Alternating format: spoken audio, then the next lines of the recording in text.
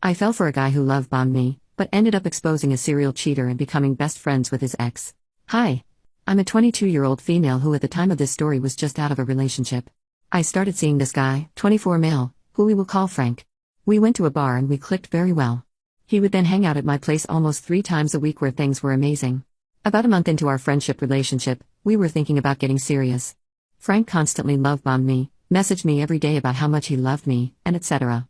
He even came over one day with a gift for me that was in a unique designed glittery gift bag that had crystals, a hoodie, little necklace charms, and baked goods from a store in the mall. We officially started dating and it was great for a week. Frank sent me a long text message saying, "Oh, I love you so much," and how he would love me forever. Going to bed I thought nothing of it, I was just happy someone loved me and expressed it. The next morning I wake up to another paragraph text, thinking it was another love message. I was wrong. He started off the text with, "I don't love you," and wrote about how he was sleeping with his ex and me at the same time and that he didn't love her, and that he lied about loving me. I was devastated. Normally I wouldn't have cared that much, but after being love-bombed for a month by Frank, this stung. Immediately after reading this text I got suspicious. Some backstory: for the duration of talking to him, he talked horrible about his ex, whom Frank still lived with, saying that she was abusive, trashy, etc. So hearing him say he was sleeping with her stung a lot but also set off some red flags. I go to work that day upset, but I was getting over it quickly. Until Frank's ex messaged me on Instagram, whom we will call Stacy. Stacy told me how he was love-bombing her and begging for her back and that she wanted to make sure me and him weren't a thing. Out of respect I told Stacy what he had said to me, considering she was brought up in the text anyways, and I sent her screenshots of every single time he trash-talked her, and I'm talking at least 50 screenshots of paragraphs of him trash-talking her. He was trying to get sympathy from me for him to come over and stay the night. Stacy apologized for his actions and decided to not date him. Eventually me and her grew to become good friends and I realized Frank had lied about everything. Stacy was the sweetest and the most timid person I've ever met. Now remember the gift he had given me? I ended up rearranging my room and finding the bag with everything Frank gave me. Looking at the items something seemed off, so I texted Stacy. I asked her if she happened to be missing anything. Any crystals or hoodies? She had a hippie aesthetic, so her owning crystals was a given. Stacy texted me back that she was in fact missing 3 crystals and she described the ones that Frank had gifted me exactly. The hoodie? Also hers. The charms? Hers. The only thing he didn't steal from her to gift me were the baked goods, from his job. Stacy and Frank both worked at the mall in our city, and I decided to stop by and return everything he had stolen and given to me. He was off that day, but I was told when she got home and he saw the gaudy bag he put everything in, he knew we met up and knew what he did. He apparently started crying and begging for her to forgive him on his knees, which I found hilarious. Fast forward a week later, Stacy tells me he went back to doing the same thing with other girls. Apparently he had done this 5 other times to different girls. Getting into full committed relationships and cheating. Angry, I remembered something Frank had told me about how he would steal baked goods to bring home and that if his boss found out he'd be pissed. So I naturally called the store he worked at, told him everything he was doing at work, along with his cheating and 2-timing, and all the other secrets he told me about what he does at work that could get him fired.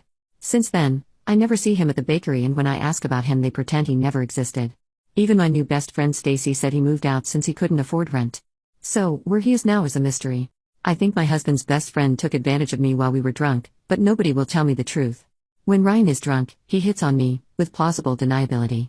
My husband doesn't usually pick up on social cues, but even he senses it. Ryan is a lot more bold with it when my husband isn't around, but still does it in a way that he can deny it later. He's told me I can change out of my bathing suit in front of him, as if it was more convenient than going to the nearby bathroom. He suggested we go skinny dipping. He's done other things, for some reason I can't remember right now, but I've always said no. He also encourages us to drink.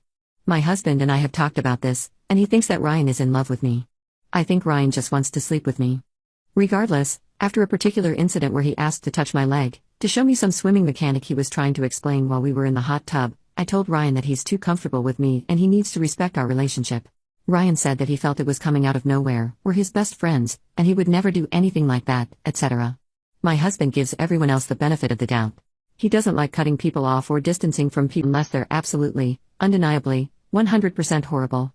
When I tell him how I feel about people who are horrible to me and that I want to distance myself from them, he says that he isn't allowed to have friends, and that if I had it my way he would only have one friend left. So he knows how I feel, but I haven't made him cut Ryan off or anything, and we've just continued with the friendship like normal. Now to the actual issue. 2 months ago, my husband got super drunk while we were hanging out with Ryan and another friend, Will, 24 male, plus Ryan's friend David, 26 male. My husband ended up passing out on the toilet. I remember checking on him and he kept saying he wanted more time.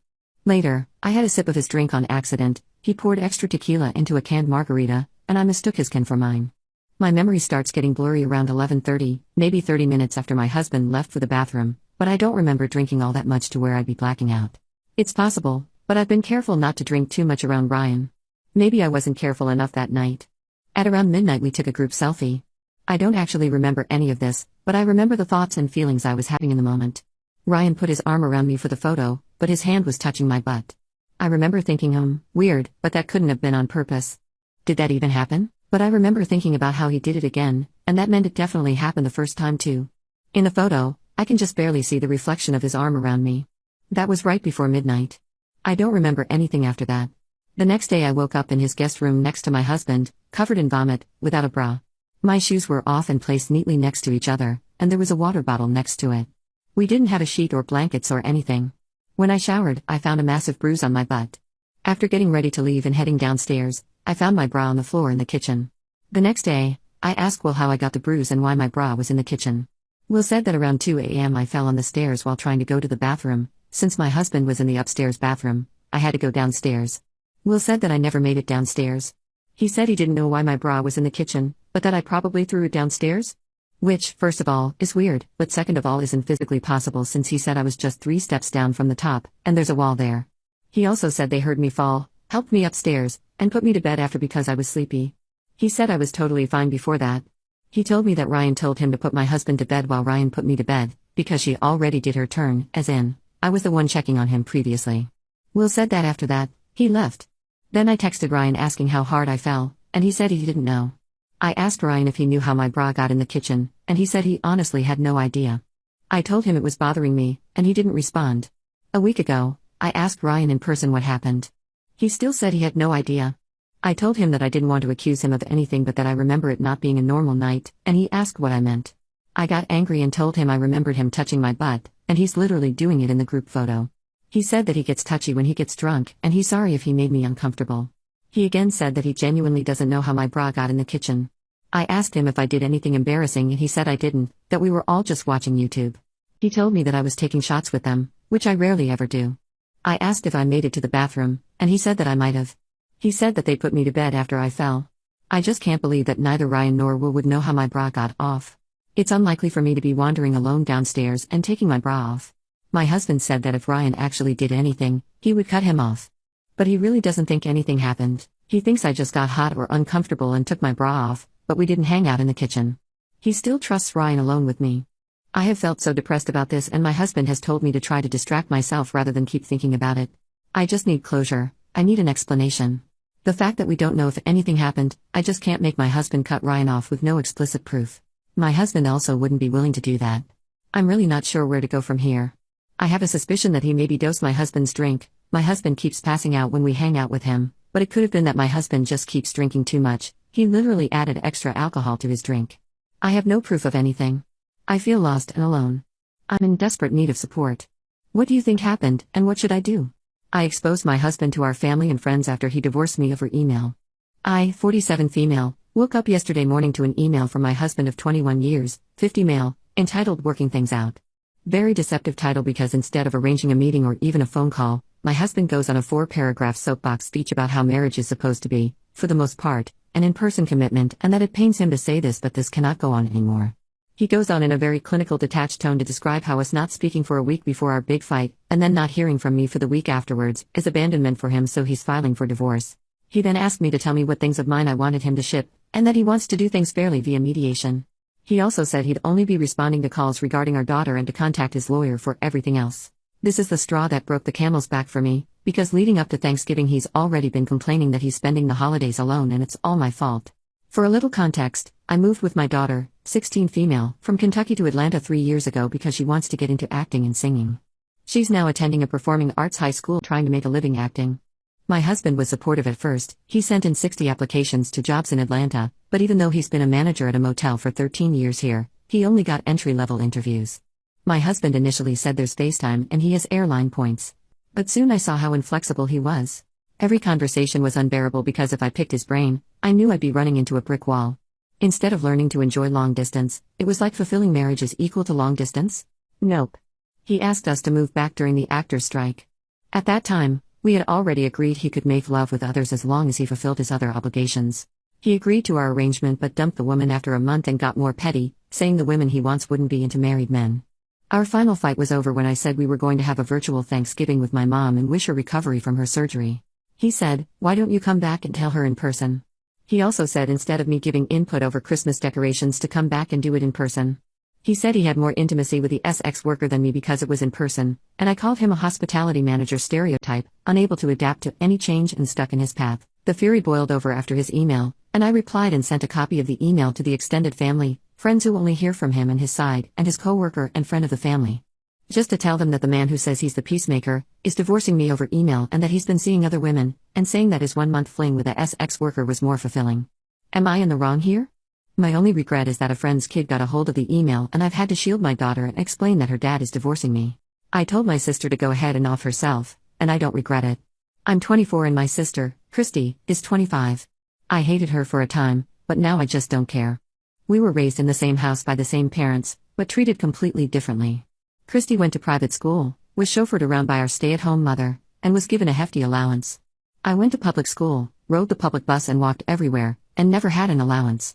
No extended family would say anything beyond claiming my parents and sister loved me, that I have to understand that it wasn't their place, and that maybe things would be better if I tried harder. I hated them just as much as I hated my parents. Christy mocked me relentlessly growing up. She was the pretty one and the smart one. If I got upset by her mocking, I was told I'm being sensitive and that it was sibling love. If I said hurtful things right back, I was grounded because I took it too far. I wasn't allowed to outshine her, I wasn't allowed to have friends. My clothing was policed by her and the few nice clothing aunts and uncles would get me, would be replaced with frumpy and unattractive clothing. It would end up in her wardrobe. My parents would up Christy saying I couldn't pull it off and that it looks inappropriate when I wore it. The rest of the family, the people who gave me the clothes included, would compliment how good she looked and pretty much validate Christy. I know for a fact that I am and have always been attractive. Even in those ugly outfits, I managed to get asked out on multiple dates and got a boyfriend sophomore year. Said boyfriend knocked up Christy our senior year after cheating on me with her, since I got my early admission letter and was neglecting him and the family. She told me the day before my graduation, claiming he was going to marry her and they were in love and it grew from me, abandoning them both, blah blah. Our mother was there and because I didn't really react, she thought I was being a good sister and said she was so proud of me. I didn't cry about it. I just packed up my car when everyone was asleep, skipped my graduation and the supposed party that was planned, and I left. My only stop was to the police station where I gave them my info, told them that if I'm reported missing that I'm not, and bluntly said I'm running from an abusive family, was going away to college and never coming back. I got rid of my phone and everything. Went to school, got a good internship turned job, bought the condo I was renting, had my dream wedding. Christy got in contact with me via Facebook. Her DMs, 2 days worth because I don't really use my Facebook, consisted of her saying I abandoned her when she needed me most, that she's practically a single mom, her husband, my ex, hates her and got with a woman that looks like me, our parents blame her for me leaving and won't help her, and the entire family treats her kid like crap for being the product of an affair. She didn't get into any of the colleges she applied to, couldn't go to college as a full-time mother. She switched between blaming me for her misfortune and throwing a pity party. While reading, I didn't feel much of anything reading how awful her life turned out. I think I truly just stopped caring and so even karma beating her down didn't give me any joy. Then she both DM'd and tagged me in a post that reads, "I feel like I'm drowning and I just need my sister. Why won't you respond? Why did you leave me when I needed you the most? Please, I'm in such a bad place, if you don't help I'll just end it all." I replied via comment and DM, "Go ahead and off yourself. I'm not helping you and frankly don't care. You stopped being my sister the day you gave me bleach as a gift," and I blocked her shortly after. The logical part of me is telling me that was wrong, but I just can't bring myself to care enough to feel guilty. If something happens to her, I still don't think I'll care. This is contrary to what her family and friends think, all people I've blocked without bothering to read their messages. My dad stole my college scholarship money and threatened to take his own life because I was angry at him. I said go ahead. For context, I am currently a college freshman and I'm on a full ride to my university. Every semester, I get a check sent to my house to pay off my housing costs, which is about $9,000. My unemployed father got evicted from my old address because he wasn't paying rent, so my family started living in a hotel. I was questioning how they were paying for the hotel, considering it was $150 a night. Turns out, my father used my college check to cash out and pay for the hotel for 2 months. I begged him to pay off my college housing costs for 2 months straight. He lied to me, telling me that it was attached to some funds, which were hard to get out. Very confusing, but keep in mind I have absolutely zero financial literacy, and my father never went into depth. I brushed it off, hoping that everything would work for the best. My college housing gave my father a deadline to pay off housing costs, November 1st. I was stressed for 2 months, unable to eat well, sleep, socialize, etc. If my dad doesn't pay it off, I may or may not have to drop out. When the deadline hit, I called my dad and asked him why he hadn't paid off my housing costs. He finally revealed that he used the check on the hotel they were living in. I was furious and I started interrogating him like a prosecutor. He blamed the family for being responsible for using my college money, not himself, and also blamed me. He lent me allowance money for 2 months, telling me that it was from my relatives when it was actually from my $9,000 housing check. I asked him why he would do this and he said that he didn't want to stress me out. I cried telling him I worked way too hard in high school for me to drop out. I said that he owed me an apology 3 times over the phone, but he refused because he thought he had done nothing wrong since he was providing for the family. I asked him again and he said sorry in a mocking voice. I told him that he was full of crap and he started saying that he wants to take his own life and it will all be on me. This is not the first time he has done that. I told him to do it and I hung up. My mom called me and I informed her about the situation. She told me to apologize to my dad and I told her, as psychotic as I may sound, I have no remorse, especially after what he did. My mom threatened to disown me but I somehow mended things with them for 3 weeks. It is currently Thanksgiving break and my father still didn't pay off my check and he said that he would get money Saturday to pay it off. My mom told me again to apologize to him after he paid my housing costs, and I said I would avoid conflict, but I think I'm way too stubborn to apologize, especially because I genuinely think I have nothing to be sorry for. My dad never fully apologized and made a joke out of me to the family. I found out my husband wanted to end his life and stopped him, and he thinks I never knew his plans. My husband and I are 28. We have 3 kids, and he's the only boyfriend I've ever had. He's been with me since high school. He's always had low self-esteem. I do as well, but not like he does. One day maybe 7 years ago we got new phones, and I found out I can read his texts. He can see mine too, but he didn't know about it. This happened for like another 2 years. For his birthday and Christmas I'd snoop around his texts and see if there's something he was talking about that he wanted. One day, around November I was being nosy to see what I can get him for Christmas. I was pregnant with our second child at the time. I saw he was texting someone something suspicious, saying where can we meet, and I thought this was with another girl. I read them more and I found out he was buying substances. My husband and I don't even drink, so I freaked out. I wondered about how long this was going on for, if I even knew my own husband anymore. Turns out he was buying something that doesn't get you feeling good, but rather something that unalives you. I looked around everywhere. I tore our room apart and didn't find anything. I went through the search history and all his emails on his phone when he was asleep that night, and found out he was making arrangements for a specific date 3 months after I was due. He was looking at life insurance, which we have had since I'm a stay-at-home mom. He was even looking up how much it costs to be cremated. Once he got home, the first thing I did was sneak his phone and text that guy and say, I'm no longer interested, if someone else tells you otherwise it means someone else has my phone, and I deleted that guy's number. I didn't want him to know I was snooping, but the thought of my husband not being around tore me. I remember being sick to my stomach and bawling in our room just thinking of the idea of not having him around. I love him more than life in itself. I would die for him and not even have to think about it. My husband is my entire world. That day I made sure he knew that, even if it meant embarrassing myself. I started bringing him flowers at work almost every day. When he would come through the door I would screech with excitement and give him a hug and a smooch and tell him I missed him so much and I couldn't stop thinking about him all day. When I was out with him, I'd tell him how beautiful and handsome he is. When he was around my friends I'd say, look at my husband, he's so beautiful. I call him at work and ask how much longer until he's home. I got him to start going to therapy too. One night I woke him up because I was freaking out and couldn't sleep. I told him I had a nightmare. I said I had a dream he passed away. He said, why is that a bad thing? And I told him how he's my entire world and other than our son, and our other on the way, he's all I live for. He said that things would be better if I was out of your hair. And I said no they wouldn't. If you left me it would literally ruin my life. He said not if you're financially well off. You'll be much better off, and I said I could have all the money in the world. It would mean nothing if I didn't have you. I'd much rather be homeless but still have you as my husband than be filthy rich and you be gone. And he said, are you serious? And I said 100%. I'd sleep under a bridge if it meant I still got to sleep next to you. He said I didn't know you felt that way, and I said I really do. I asked if I could go with him to therapy. He said yes. I told his therapist I think he has depression, and he admitted he might. He got a prescription, and it seemed to help him a whole lot. Even though it's been 5 years, I still do all those nice things for him, like call him handsome and bring him flowers. I don't ever want him to second guess for a second that he's my sunshine. I met my celebrity crush, and I totally blew any chance of being with her. So, I'm not gonna say her name because I don't want this to make any headlines lol. She's a singer, not super famous, but still has a pretty big fan base. Like, whenever someone asks who my favorite artist is, I tell her name and I have to explain who she is every single time. Yet she does have more than 1 million subscribers on Instagram. I'm 27, and I've been a huge fan of hers for the past 4 or 5 years. Maybe her biggest fan. Before that I didn't have any celebrity crushes. I remember that everyone had one in my teenage years, however I never really understood how you would get so obsessed over someone you've never met. I understood it with her. I know her every single song, I must have watched every show she's been on, every interview she's given. I love her music, and I love her personality, well, at least how she presents herself in those interviews. She's beautiful and has the kindest heart.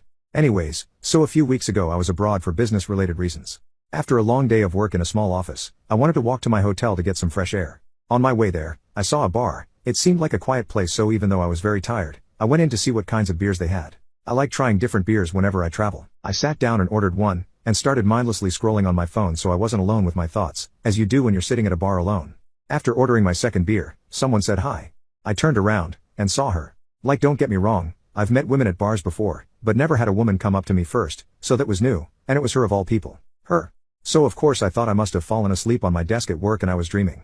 I was freaking out, internally. Externally, I managed to keep my cool, and said hi back. Since I couldn't believe who's standing in front of me, it was more like a hi? I guess. She said she saw me sitting alone, and she was alone as well, so she thought it might be nice to chat while enjoying our drinks. I said of course, I mean why not, sit, and rather aggressively pulled up a chair. I was very excited and nervous, but it seemed like she still hadn't realized I was a fan. I told her my name and she said hers, but I didn't say I already knew her because I wasn't sure about revealing that. At first I was a little awkward and talked about the weather, how nice the bar is and stuff. Then we talked for another hour or so. The conversation was going pretty well and thankfully I was much calmer at that point. Then I told her I was in the city for work, and talked about what I do very briefly. Very boring job. I felt like Jim Halpert in the first season of The Office while describing it. She said she was there for work as well, and said she makes music. At that point I thought I had to be honest. I said I know, I'm a huge fan actually, I love your every song, I have all your merch. Her expression quickly changed, from happy to disappointed, and she said oh. That was the moment I realized I messed up. Thinking about it now, maybe not telling that to her a little earlier was a bigger mess up. She said she doesn't think getting close with fans is appropriate. For a second I was going to say, so we were gonna get close? But, thank goodness I didn't. She briefly explained why she thought it's wrong, and all I could say was I respect that. And I really do. Even though it hurt, and I don't agree with it 100%, having a certain kind of power over people and choosing not to use that power for ethical reasons is quite respectable in my opinion. It got a little awkward again and we've only talked for a few more minutes. She said we could take a selfie if I want to, so we did. I offered her my number, and said maybe we could grab a coffee if she ever comes to my country. She accepted it, but probably out of politeness. Then I walked her to her car, and I'll probably never see her in person again outside of a concert. I can't stop thinking about how else that night could go, and I'll probably think about that for months to come, if not years. But what can you do? It is what it is. It's also weird that I went to a country I've never been before, decided to walk even though I usually don't, walked into a random bar, and met my biggest celebrity crush there. It's like the universe aligned everything for me and I managed to mess it up lol. I'm considering divorcing my wife because she can't get over her mom dying. Yeah, I know, everyone is fired up at the title and ready to tell me what a jerk I am. So here we go. My 36 male, wife's 33 female, mother passed away 5 years ago from lung cancer. It was not a peaceful or easy death. Our lives understandably went on pause after the diagnosis and we both spent a lot of time off work helping care for her mother. My wife had a pretty typical showing of grief at the time, cycling through different stages. Same with our 3 kids. After she passed, however, my wife got really bad. I totally understand this. I can't say I know exactly what she went through, because I haven't had a parent die, but I understand how devastated she was. For months after her mom passed, she could barely function. I gently took over pretty much all the responsibilities in the household and with the kids. She had been attending grief counseling since the diagnosis and continued after the death. None of this is the problem. I endeavored to be as supportive as possible. She cried on my shoulder every night for months and I just thought this was the worst of, for better or worse.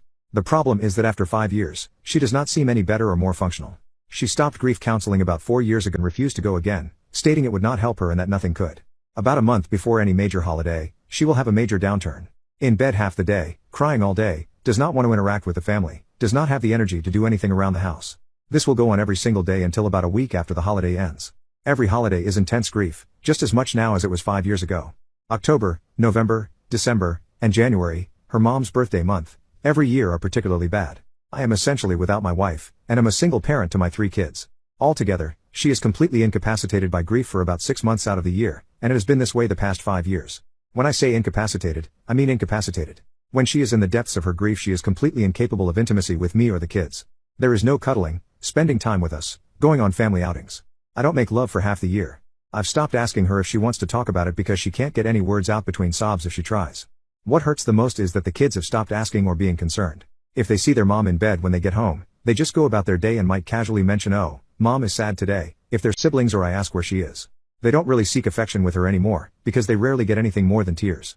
I've discussed this with therapists, my parents, friends, etc., and I know all the rebuttals people have for this, so let me preempt them. She is unwilling to go back to therapy for grief counseling or to see a doctor for depression. Yes, I know she's severely depressed. I can't force her to go to the doctor. I've tried so much. Yes, it really is just as intense as it was 5 years ago. No, I never tell her to get over it or blow her off.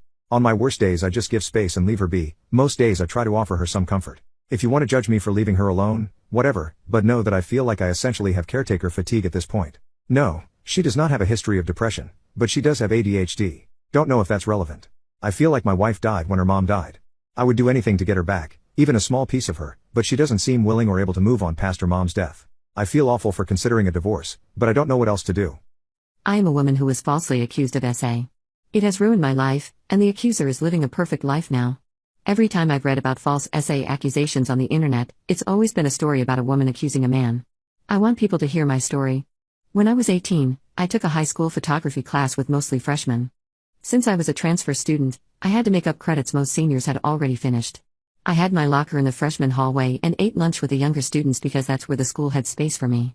Most of my friends were freshmen and sophomores, and I didn't think anything of it.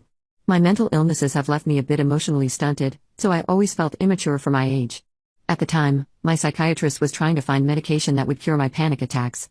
I was taking a lot of prescription sedatives that made my brain fuzzy. It was hard to focus or retain detailed memories. It felt like I was a little drunk all the time.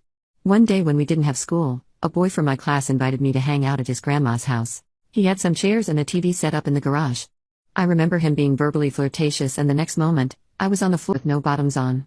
I tried to get up but felt the weight of him holding me down as he inserted something I couldn't see, fingers maybe, into me. He was younger, but taller and heavier than me. I tried to shake it off like a bad dream, but the next day I was bleeding and in pain, not from a period, so I went to the school nurse and told her what happened. This was the biggest mistake of my life. She told the police. I gave my side of the story to a female officer and she went to interview the boy, who told her I wanted it. Imagine my surprise when I got a notice in the mail that I was being charged with felony criminal intimate conduct with an underage person. The boy was a few months under the age of consent. A year of legal battles followed. My therapist defended my innocence, mentioning her concern about my unusually low intimate drive. The boy's own parents spoke in my defense as well, telling the judge that he had brought other girls home when he wasn't supposed to, but it didn't matter. The prosecuting attorney told me that if I really believed I was innocent, I could take the case to trial, but if I lost, I could face 5 years in prison and time on the offender registry. If I pled guilty, I'd get a stay of adjudication, the charge would drop off my record after 5 years, and I could continue my life on unsupervised probation. I was 19 then and had just been accepted into college. I took the plea because I was terrified of being locked up. I just wanted to move far away from that place and be a normal teenager. I didn't fully grasp that the charge would never really go away. During the pandemic, my grandpa died and I inherited enough money to apply for an expungement. I defended myself and won my case in a virtual hearing, but it's still not completely gone. My FBI background check states there may be arrest data on file, though it doesn't say why. I'm now in a long-distance relationship and worried we will never be able to live in the same place. His country requires a clean police certificate, and if I apply to sponsor him to come to the United States, I have to declare my charge on the application and prove that I'm, without a reasonable doubt, no danger to my partner. I'm not a danger to anyone. This event left me so scarred that I've never been able to let someone touch me intimately without pain. My current boyfriend has been very patient and understanding, but many other relationships have ended because of my lack of desire. The guy who hurt me is married now. He gets to be with the person he loves. It's just not fair.